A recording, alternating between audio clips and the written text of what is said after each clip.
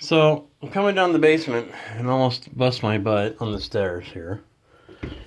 And I noticed this.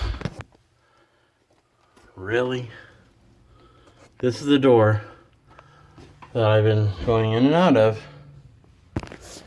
And I never noticed this. How did I miss this?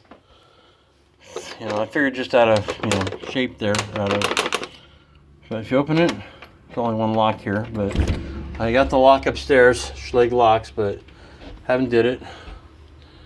So, looks like they just cut the door off. But look at that. This, in my shop. Downstairs in the basement, Can't believe I didn't see this. Maybe they just didn't know how to cut in hinges or something. I don't know. Well, I'll cut some hinges in. This isn't even part of it. Really? That seems secure, right?